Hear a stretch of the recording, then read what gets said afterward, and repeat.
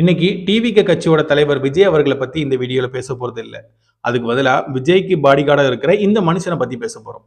நயீம் மூசா இந்த மனுஷனோட பெயர். கேரளா பாண்டிச்சேரி பக்கத்துல இருக்கிற மஹி அப்படிங்கிற ஊர்ல பிறக்காரு. இவர் மிகப்பெரிய ஒரு பாடி பில்டர். ஸோ பாடி பில்டரா இருந்தாங்கன்னா பிஏபிக்கு ஒரு பவுன்சரா பாடி கார்டா இருப்பாங்க. ஸோ அந்த வேலை தான் பார்த்துட்டு இருக்காரு. இவரோட ஃப்ரெண்டு துபாயில இருந்து ஒரு நாள் கால் பண்ணி துபாயில செக்யூரிட்டி வேலை இருக்கு வரியா அப்படின்னு கேட்டிருக்காரு. ஸோ இவரும் கிளம்பி துபாய் போறாரு. அங்க ஒரு சின்ன கம்பெனில செக்யூரிட்டி வேலை, நைட் ஷிஃப்ட் பார்க்கணும், கம்மியான சம்பளம். அந்த சம்பளத்தை சேர்த்து வச்சு இவரே ஒரு கம்பெனி ஆரம்பிக்காரு, ஜெண்டர் செக்யூரிட்டி அப்படிங்கிற பேர்ல. ஸோ இந்த கம்பெனியோட மெயின் நோக்கம் என்னன்னு பார்த்தீங்கன்னா, பாடி கார்டு அப்படின்னா பெரிய பாடி வச்சிருப்பாங்க, வந்தாங்கன்னா யாராவது பிரச்சனை பண்ணாங்கன்னா அடிக்கணும் குத்தணும் அப்படிங்கிற மாதிரி இல்லாம, யாராவது பிரச்சனை பண்ண போறாங்கன்னா அதை முன்கூட்டியே அனலைஸ் பண்ணி அந்த விஐபிக்கு பாதுகாப்பு கொடுக்கணும் அப்படிங்கிறது இவரோட நோக்கம். ஸோ இதனால இவரோட கம்பெனி டக்கு டக்குன்னு ஃபேமஸ் ஆகுது.